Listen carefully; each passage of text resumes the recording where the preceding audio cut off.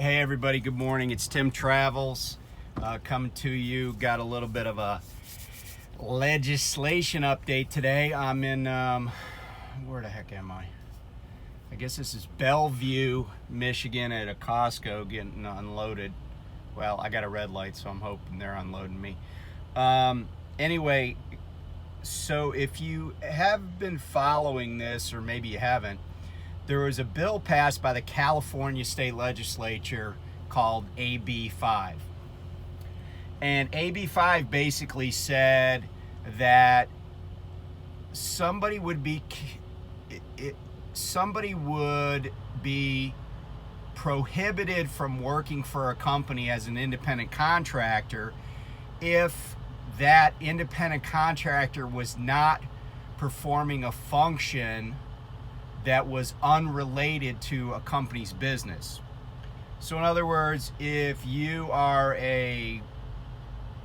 let's say you're a company that does masonry, and you hire somebody as, an independent contractor to do masonry work, this bill would prohibit that, and you'd have to make them like a W-2 employee. And I've talked about this before, the difference between, independent contractors and employees, 1099 independent contractors versus W-2 employees. Sorry about the glare. So how this affects the trucking industry, obviously, is there are companies that are, quote, trucking companies, right? That's their primary business, or maybe their only business, and they hire independent contractors. And so the California law says that you can't do that. They have to be employees. And as you probably know, some trucking companies only hire independent contractors. They have no company drivers. They don't have that kind of structure. A lot of those companies are companies that are in the drayage business, right? Like people that haul stuff out of ports, containers, etc. So what happened, though, was that the California Trucking Association, when this law was passed and set to go on the books, which I think was at the beginning of 2020, they filed a motion for injunctive relief to get the implementation of the law stayed pending, a trial on the matter, challenging it.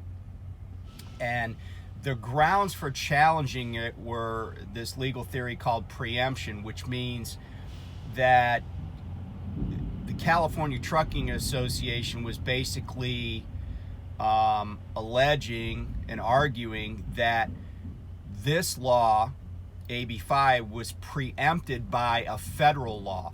And basically what preemption means is that if the federal government is involved in regulating a given area, that a state cannot come in and pass laws that are inconsistent with what the federal government's doing. So, CTA was basically saying, hey, the U.S. government's involved in interstate commerce, and there was a law on the books that was actually originally written kind of for the aviation industry, because a lot of, like, if you fly a carrier like American Airlines, but you go to one of their smaller cities, you may be flying on jets that are branded as American or American Eagle, but it's actually being flown by a pilot who does not work for American Airlines, and the plane itself is not owned by American Airlines. It's leased to the airline along with a crew. But and so the federal government had passed a law saying that this kind of arrangement was okay.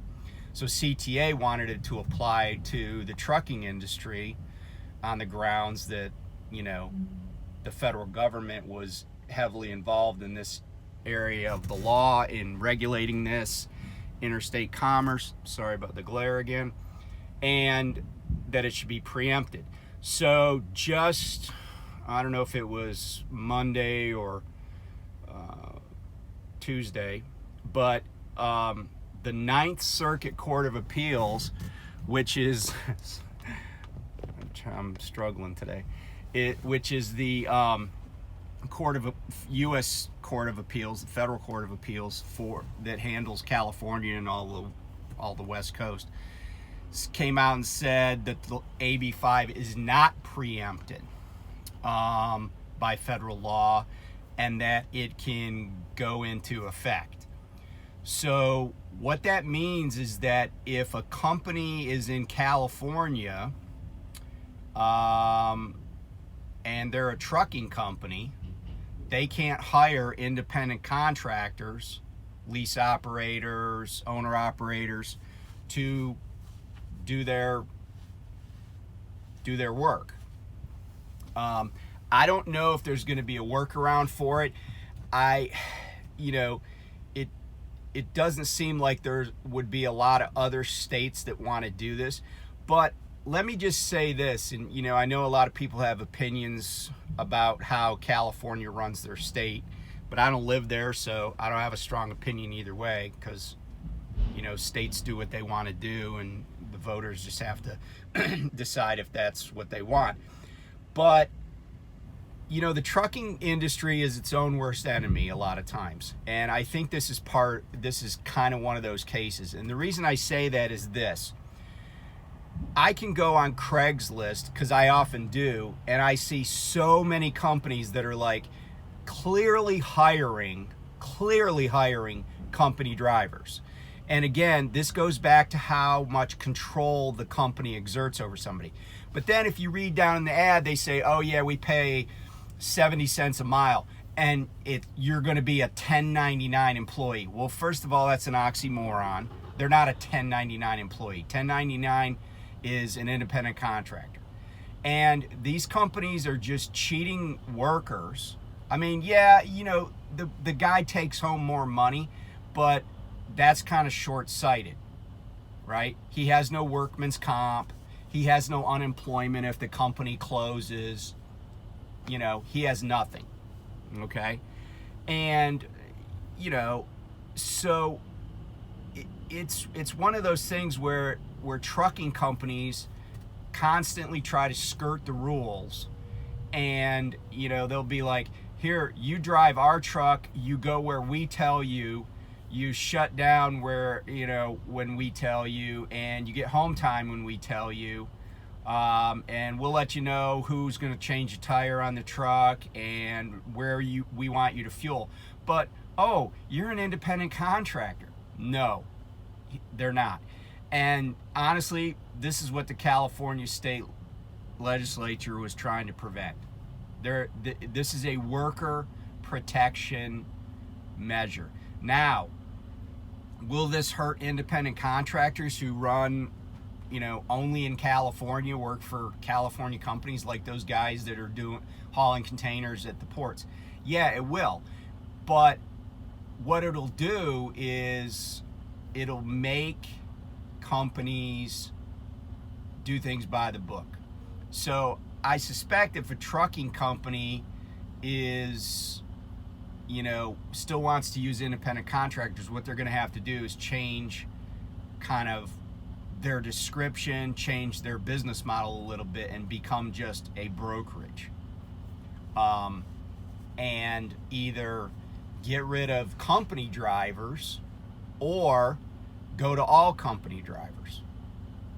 If you go the brokerage route, you're obviously not going to be able to have company drivers, because then you'll be back to saying you're in the trucking business.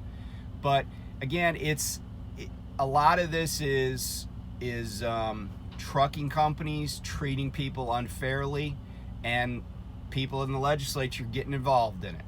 When you create a problem that people feel like they need to go elsewhere to get resolved, then you never know what the resolution is going to be. So you might have been stepping over $1 to pick up a dime, but now it's time to pay the piper, I guess. Anyway, just wanted to give you that short update. If you are an independent contractor and you're working for some company that's not based in California, you know, it's probably not a big deal. Although I don't know if you're going to be able to haul in and out of California for that company. That's the question. I don't know the answer to that yet. So, but anyway, you can look it up. There's an article about it on FreightWaves. You could just probably Google AB5 and you'll get a whole bunch of information. So anyway, take care, be safe, and we'll catch you next time.